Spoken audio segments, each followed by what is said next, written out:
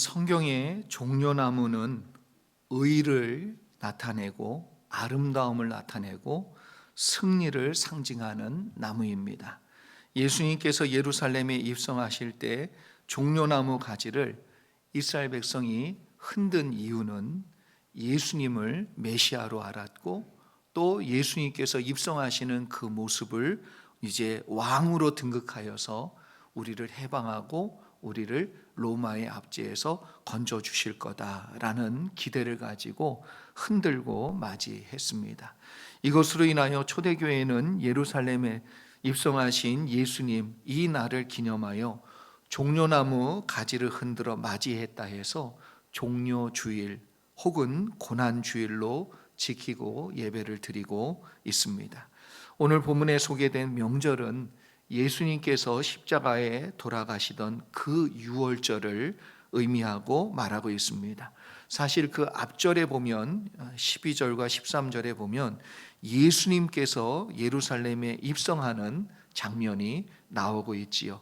그리고 이어서 유월절을 지키기 위해 예루살렘에 방문한 헬라인 몇이 예수님 뵙기를 청합니다. 그래서 제자들에게 찾아와서 예수님을 좀 만나게 해달라 요청하는 내용이 소개가 되고 있습니다. 어떻게 헬라 사람들이 예수님을 찾아오게 되었을까? 어떻게 헬라 사람들이 유월절을 지키기 위해서 예루살렘까지 오게 되었을까? 학자들은 그 당시 히브리 성경, 히브리어로 되어 있던 이 성경이 헬라어로 번역이 되어서 사람들에게 전파되었기 때문에 그 번역된 헬라어 성경을 보면서 은혜를 받고 유대교로 개종한 헬라인들이 많이 있다라고 이야기합니다. 그리고 메시아에 대한 말씀을 배우고 이미 알았기 때문에 또한 예루살렘에 방문하니까 메시아가 나셨다. 그리고 메시아가 입성하셨다. 이 얘기를 듣고 나니까 이 사람들이 궁금했고요.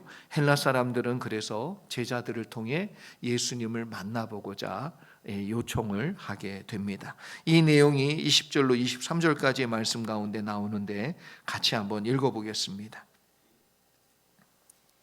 20절로 23절까지의 말씀 같이 한번 보지요. 시작.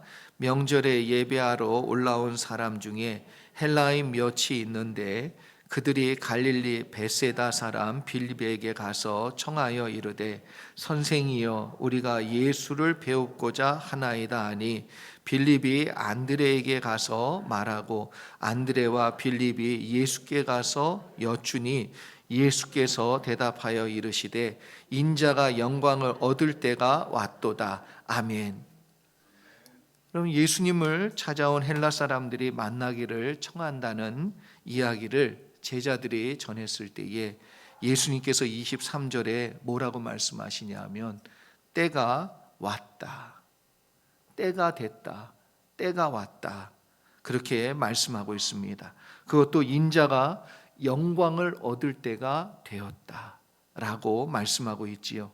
이것은 앞으로 십자가에서 죽고 부활하실 예수님의 사역을 말씀하시는 내용입니다. 왜냐하면 이제 복음이 땅끝까지 전파되고 그리고 땅끝까지 전해질 수 있는 그러한 때가 되었다라는 것을 말씀하고 있는 것이기 때문에 그렇지요. 심지어 이방 사람들까지도 뭐예요? 예루살렘에 올 수 있을 정도가 되었으니까. 그래서 예루살렘에 나귀를 타고 입성하시면서 예수님은 이미 마음의 준비를 하고 계셨고 당신이 왜 지금 십자가에서 죽으셔야 되는지를 알고 계셨단 말이에요. 그래서 만나기를 청할 때 이미 하나님의 때가 되었다는 것을 직감하신 예수님께서 이런 고백을 하신 겁니다. 인자가 영광을 얻을 때가 왔도다. 하나님께서 여러분 헬라 제국이라는 나라를 통해 일을 하시고 역사하시고 길을 만드시고 그래서 복음이 땅끝까지 전파될 수 있도록 특별히 두 가지를 이루도록 만들었어요. 첫 번째가 철학입니다.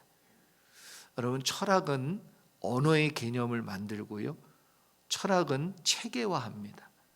그래서 사도 바울이 이러한 헬라의 교육을 받고 말씀을 전할 때에, 그리고 예수 그리스도의 복음을 로고스라는 개념으로 만들어서 사람들에게 전할 때에 그 말을 헬라 사람들이 듣고 이해를 했을까요? 못했을까요?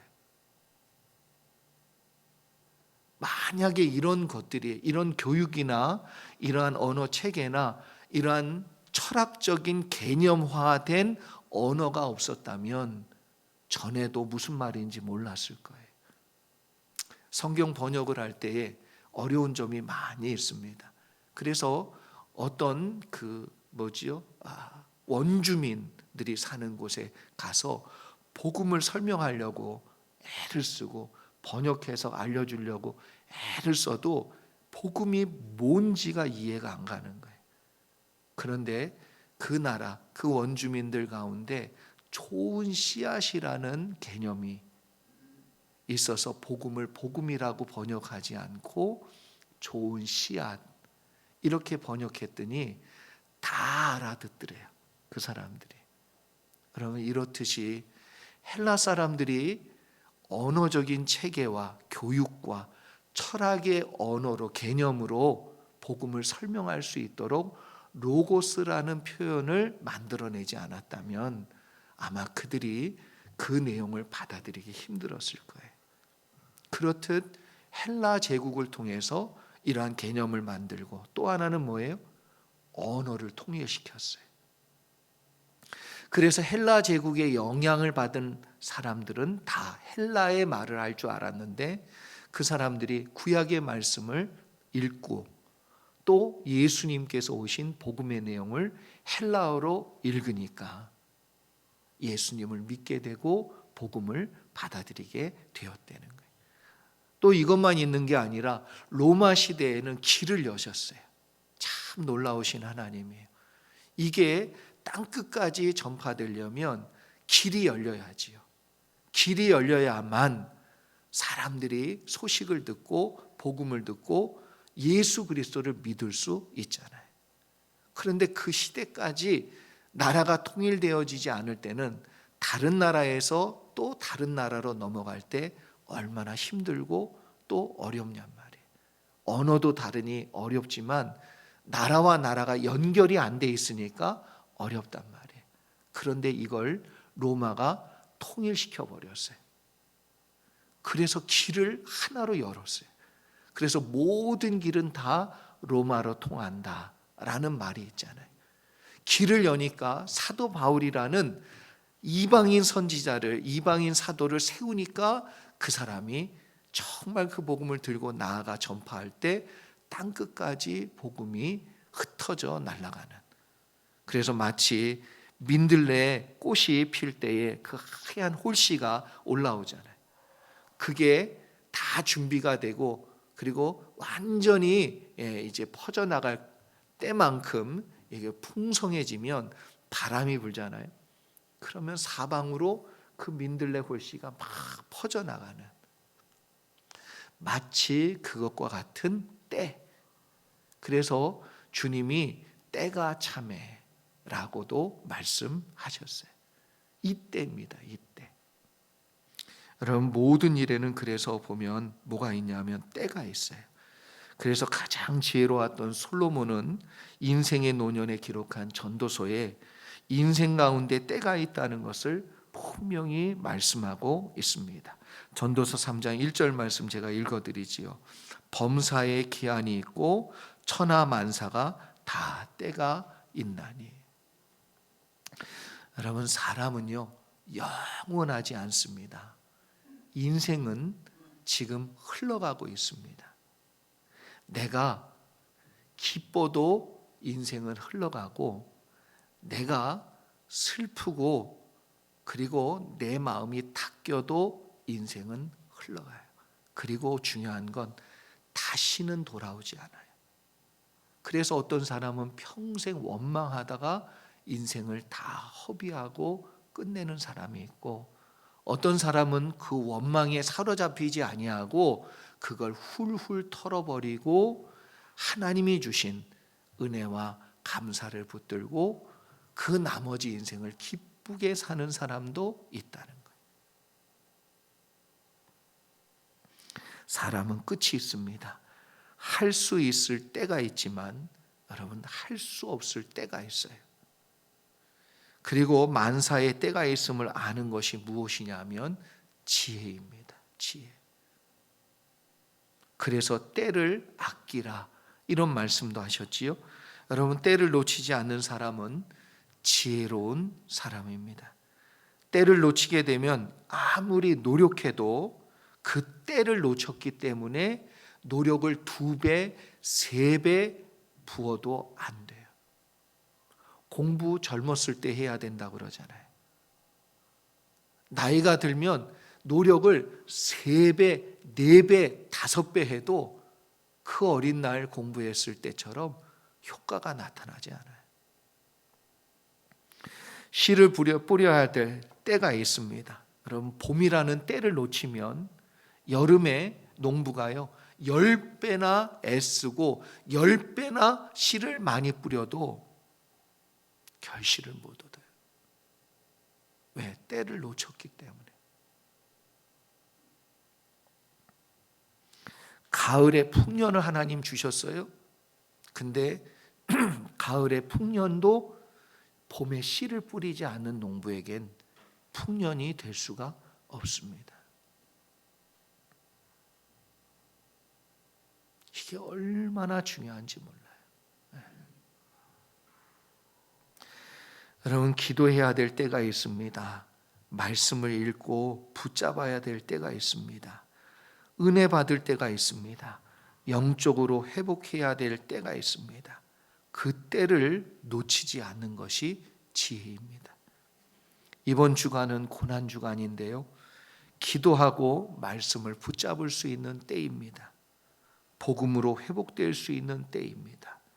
고난 주간만큼 좋은 때가 없어요.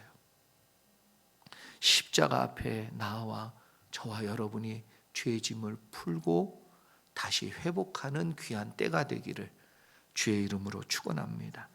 그런데 예수님께서 십자가의 죽음을 무엇이라고 말씀하고 있냐 하면 이것이 오늘 우리가 받아야 될 중요한 메시지예요.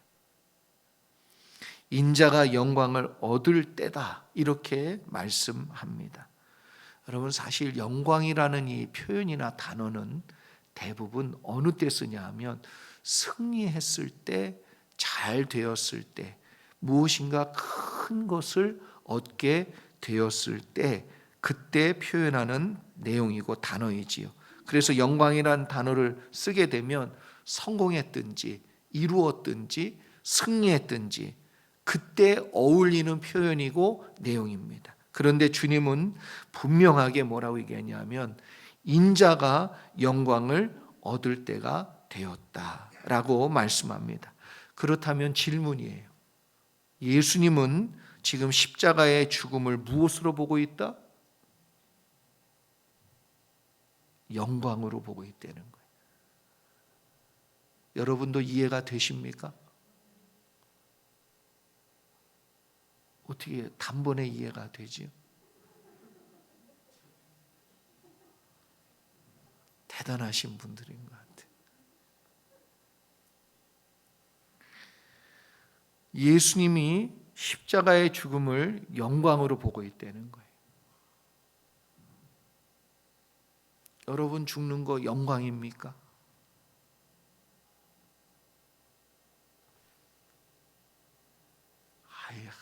하루라도 더 살려고 아둥바둥 하잖아요. 진짜 솔직히 죽음이 영광이에요?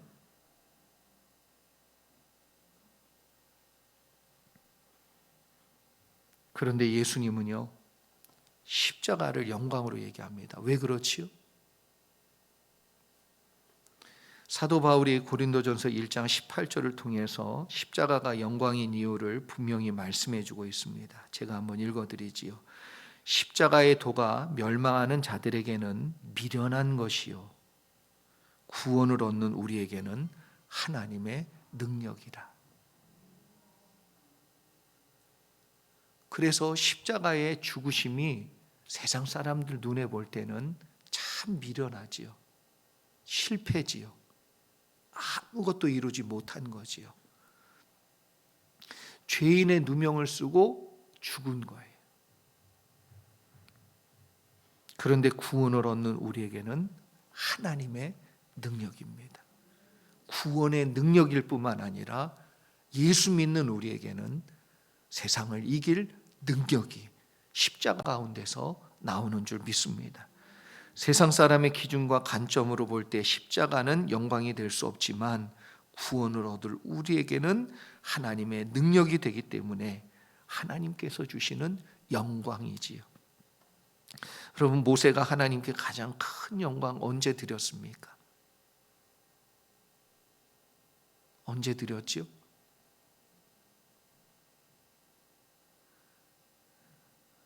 성경을 읽으면 나옵니다.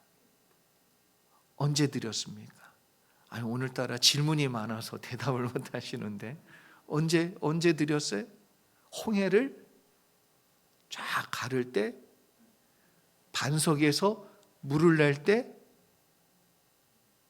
하늘에 만나가 내릴 때, 십계명 돌판을 들고 내려올 때,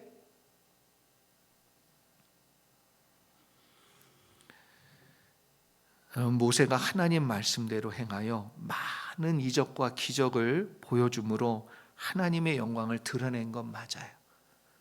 그러나 가장 큰 영광은 언제이냐면 가나안 입성을 못할 때,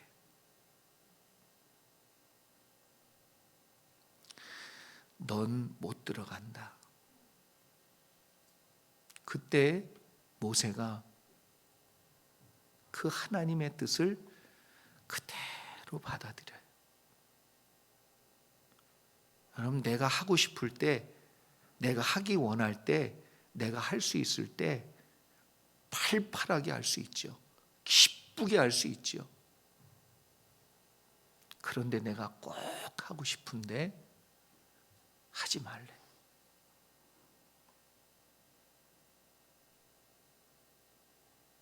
하나님 뜻이래요. 받을 수 있겠습니까? 여러분, 다윗이 하나님께 가장 큰 영광을 언제 드렸습니까? 골리앗을 쓰러뜨리고 수많은 전투에서 승리하고 전 재산을 다 뭐예요? 하나님 성전을 짓는 일에 다 쏟아붓고, 그때가 아니고 하나님이요, 너 성전 짓지 못해. 네 손에 피가 많아. 라고 얘기했을 때 다윗은 하나님의 말씀을 그대로 받아들여요. 영광은 내가 뭔가를 해드리는 게 영광이 아니고, 영광은 하나님이 말씀하실 때 그것이 내 마음에 들든 들지 않든, 내가 원하는 것이든 원하지 않는 것이든 하나님이 말씀하신 것이 옳습니다라고 인정하고 그대로 그 말씀을 받아들일 수 있을 때, 그 사람이 하나님께 가장 큰 영광을 올려드리는 줄 믿습니다. 그렇다면 예수님께서 영광을 올려드릴 때 언제 가장 큰 영광을 올려드렸습니까? 언제 하나님이 예수 그리스도를 영광 중에 드러내셨습니까? 언제지요? 오병이어의 기적을 보여주셨을 때 그때가 아니고요, 안진뱅이를 일으켰을 때 그때가 아니고, 인간이 경험하게 될 최악의 고통인 십자가를 온 인류의 죄를 대속하기 위해서 그 위에 달려 죽으셔야 했던 바로 그때, 이때가 언제냐 하면 하나님 뜻대로 되기를 원하나이다 고백하며 하나님이 원하시는 대로 십자가에 매달려 죽으실 그때, 그때가 바로 가장 하나님의 영광이 드러나는 때고, 그때가 하나님이 예수 그리스도를 영광 중에 나타나실 때였습니다. 십자가의 길이 왜 가장 하나님을 하나님으로 인정하는 영광의 길입니까? 그 길이 바로 하나님이 원하시는 길이기 때문에 그래요.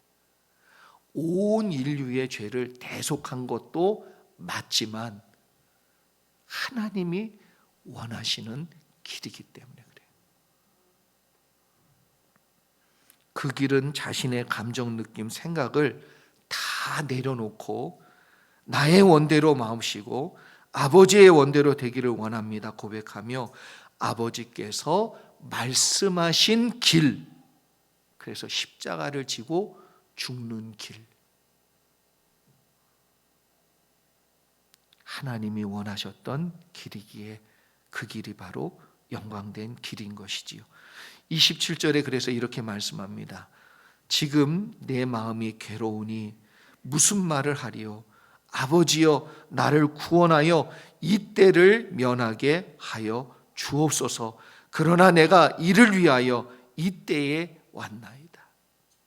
이 말이 겟세마네 동산에서 하신 말과 유사한 말이요, 똑같은 고백이에요. 내가 지금 너무 괴로워서 마음이 죽게 될 만큼 괴롭고 힘들다는 거예요. 그래서 나를 구원하여 이 때를 좀 면하게 해달라는 마음이 예수님 가운데 있지만, 그러나 알고 있는 거예요. 하나님이 왜 이 땅에 보내셨는지. 그래서 십자가에 죽는 것만이 하나님의 뜻을 이루는 길이라는 걸 알았기 때문에.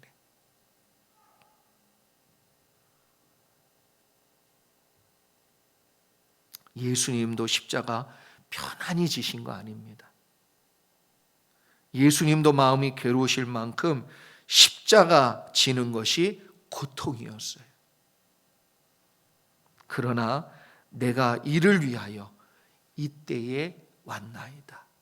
어떻게 아는 거지요? 이것이 아버지의 뜻이나이다.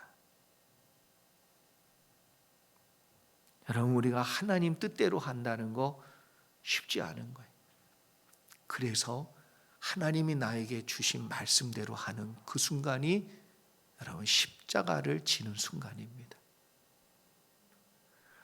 내가 생활하기 힘들고 어려운 게, 자식 키우기 힘들고 어려운 게 십자가를 지는 게 아니고, 진짜 십자가는 나에게 주신 그 말씀을 내가 이루기 위해서 고통스럽지만 아프지만 하나님의 뜻인 걸 알기에 그 길을 가는 것, 그 말씀대로 하는 것, 그것이 십자가를 지는 것이지요. 십자가를 통해 이루실 하나님의 영광을 위해 철저하게 하나님이 원하시는 뜻에 순종하여 십자가를 지신 것이지요. 하나님의 말씀대로 가는 길이요, 십자가의 길입니다. 내가 살다가 힘들고 어려운 게 내 십자가가 아니에요. 여러분, 착각하시면 안 됩니다. 나 살기 힘들다, 어렵다, 자식 키우기 힘들다, 이런저런 문제로 인해서 고통당하고 있다, 그거 십자가 아니에요. 진짜 십자가는 오늘 나에게 주고 계시는 그 말씀, 진짜 지기 싫은데, 진짜 이대로 하기 싫은데 나에게 주고 있는 그 말씀을 내가 지고 가느냐 아니냐의 문제예요. 하나님의 말씀대로 가는 길이 십자가고요. 그래서 십자가는 하나님을 하나님으로 인정하는 길이고, 십자가는 하나님의 영광을 드러내는 길입니다. 내가 죽는 길이에요. 또한 내 안에 그리스도께서 사시는 유일한 방법이고 길입니다. 그리고 이 길만이 생명의 길이라고 얘기했어요.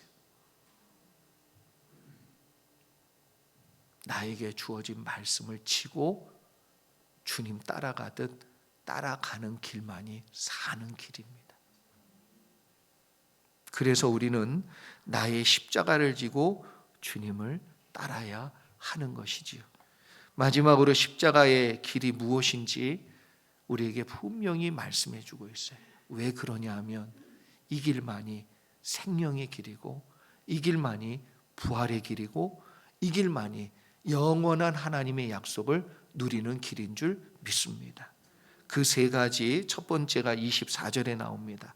우리 같이 한번 보겠습니다. 24절. 같이 한번 읽지요. 시작. 내가 진실로 진실로 너에게 이르노니 한 알의 밀이 땅에 떨어져 죽지 아니하면 한 알 그대로 있고 죽으면 많은 열매를 맺느니라. 아멘. 그래서 십자가의 길은, 십자가를 지는 방법은 바로 이것입니다. 본문에도 진실로라는 말이 2번 반복되어 나왔는데, 이 진실로라는 말은 무슨 뜻이냐 하면, 진실로라는 이 말이 참으로, 참으로, 혹은 그렇게 될 것을 믿습니다. 믿습니다. 다른 말로 하면 아멘, 아멘. 2번 반복하셨다는 건 확실히 이렇게 해야만 이런 결과가 나온다는 거예요. 믿으십니까? 다른 길이 없다는 거예요. 다른 방법이 없습니다.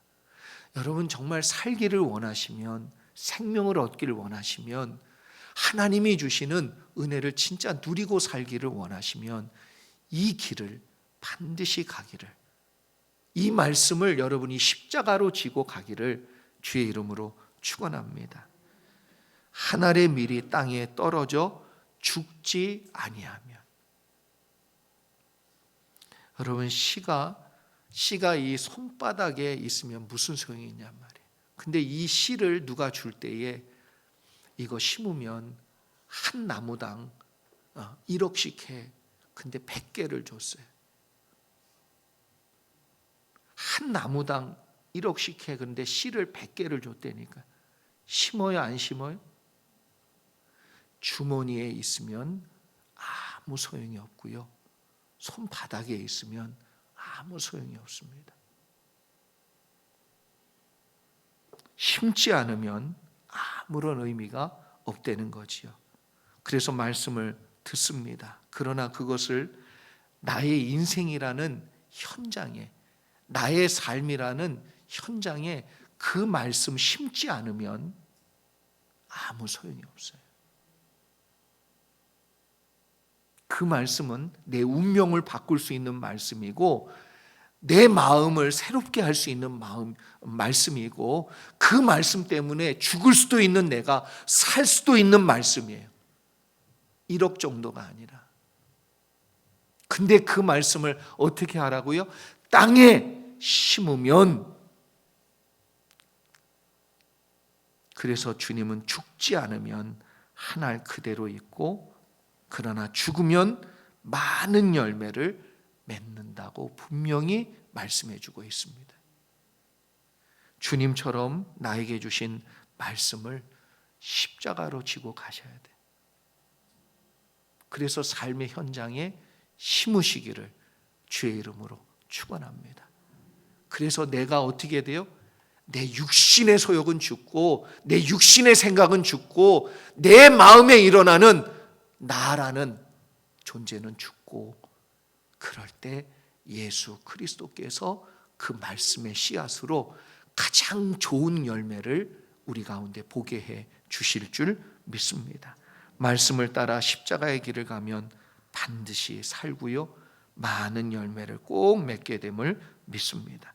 두 번째, 예수님을 따라가는 십자가의 길은 25절입니다. 함께 읽어보겠습니다. 같이 읽습니다. 시작. 자기의 생명을 사랑하는 자는 잃어버릴 것이요, 이 세상에서 자기의 생명을 미워하는 자는 영생하도록 보존하리라. 아멘. 살고자 하는 사람은 죽는다고 그랬고요, 죽고자 하는 사람은 산다고 그랬습니다. 여기 지금 마태복음 13장 44절에 나오는 밭에 감추인 보화의 비유를 우리가 이 말씀으로 빗대어 생각을 해보면, 여러분 천국은 마치 밭에 감추인 보화와 같다. 예수님 그렇게 말씀하셨습니다. 지혜로운 농부가 다른 사람의 밭을 가꾸다가 농사를 짓는데 밭에서 보화가 나왔어요. 그걸 알게 되고 나서 이 농부가 어떻게 했지요? 자기의 모든 것을 팔아 그 밭을 사는데 올인을 했어요.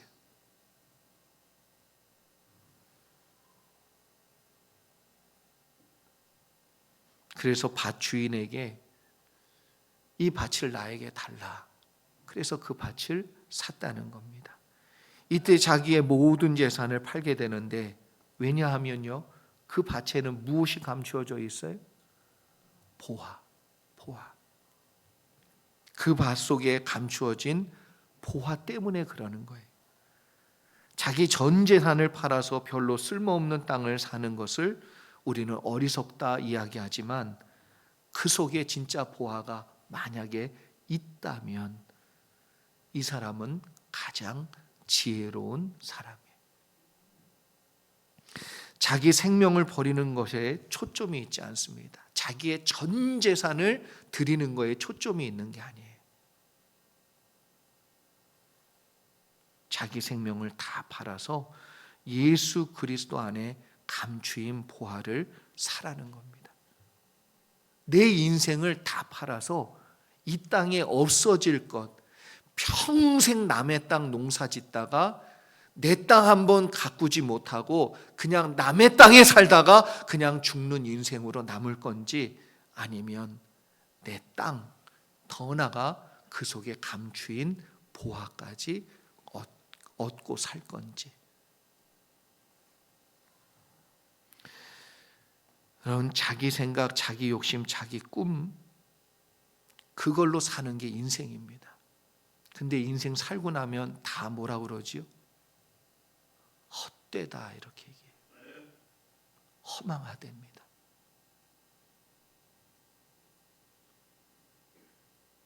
정말 허망하잖아요. 아니, 이 정치인들 보면은 한때 권력 쥐고 막, 근데 다 뭐예요?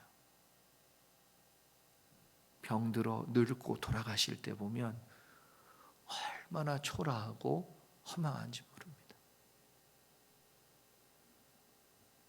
원래 인생은 여러분 그렇게 대단하지 않은데, 사람들은 무엇인가 잡아보려고, 쥐어보려고, 자기 생명 전전긍긍하며 자기 사는 거 거기에 매여서 일평생을 남의 밭, 내 밭 아니에요, 내 인생.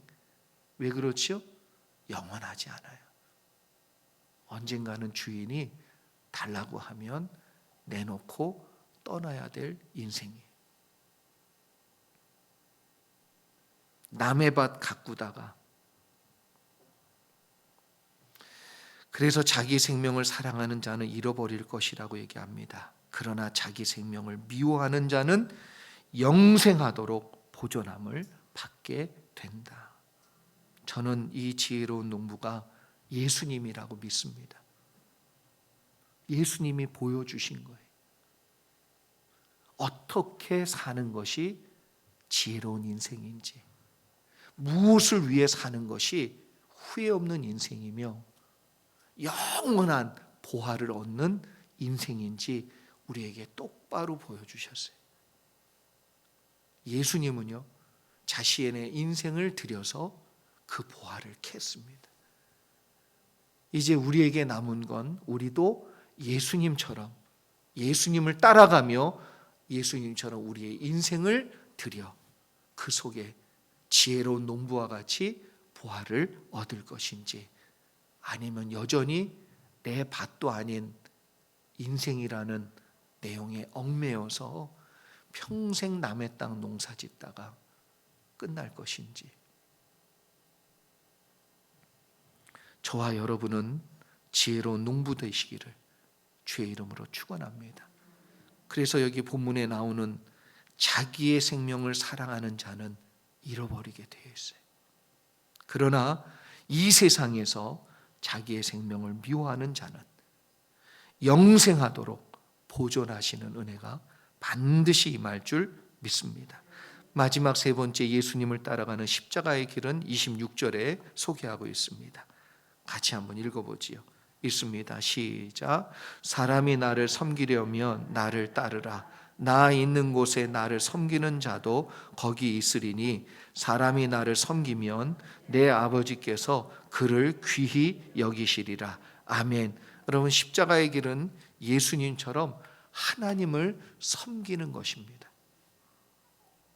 예수님을 따라가듯 하나님을 섬기는 길을 가는 것입니다. 이것이 바로 십자가의 길입니다. 생명을 얻는 길이지요. 그렇다면 여기 지금 얘기하고 있는 이 섬긴다는 말이 뭐냐? 헬라어로 보면 디아코네오라는 말인데, 이 말은 주종의 관계, 부자의 관계, 무슨 얘기인지 아시겠지요? 그래서 주인과 종의 관계와 아버지와 아들의 관계에서 이루어지는 표현입니다. 그래서 예수님이 아버지 하나님을 주인처럼 섬겼다. 우리가 예수님을 섬긴다고 할 때 제일 먼저 확인해야 될 것은 뭐냐면 예수님의 말씀에 절대적으로 내가 순종하느냐 안 하느냐예요. 내가 예수님의 말씀에 순종도 안 하고 예수님의 말씀도 듣지 않는다면 나는 예배로 하나님을 섬기는 것이 아닙니다. 예배 보는 것이지 예배 드리는 것이 안 된단 말이에요.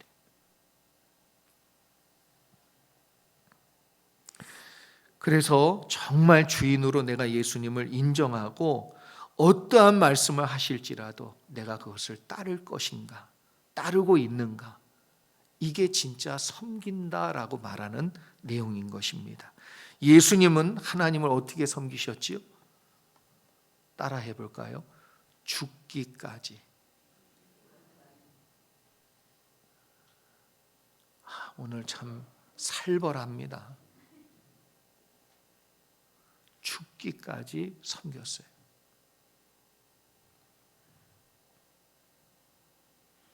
나의 뜻대로 마옵시고 아버지의 뜻대로 되기를 원합니다. 너무나도 명확하게 섬기고 있죠. 그래서 주님은 우리 보고 이렇게 얘기합니다. 나를 따르라. 왜? 그것이 생명의 길이고 보화를 얻는 길이고 하나님께서 주시는 영원한 것을 얻는 길이기 때문에 그렇습니다. 예수님이 하나님을 섬겼던 그 모습 그대로 우리가 하나님을 하나님으로 인정하고 하나님의 말씀의 뜻에 절대 복종하는 그 순간이 바로 섬기는 순간이지요.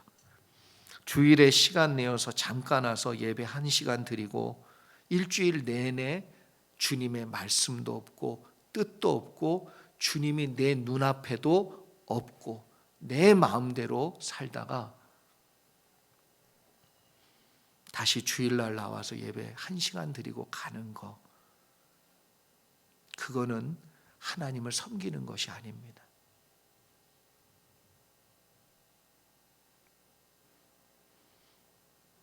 여러분, 우리의 삶의 현장에서 하나님의 말씀을 십자가로 지고 가셔서 여러분이 반드시 승리하시기를 바라고 소망합니다.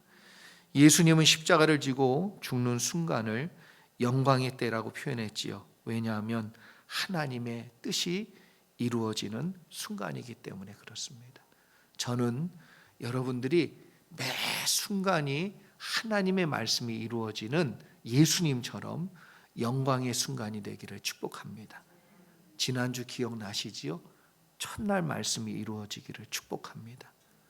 둘째 날 말씀이 이루어지기를 축복합니다. 그래서 6번째 말씀을 우리에게 주신 그 말씀대로 이루어지는 인생들 되기를 주의 이름으로 축원합니다. 그럼 그 마지막엔 반드시 하나님께서 우리에게 안식과 복을 나리워 주실 줄 믿습니다.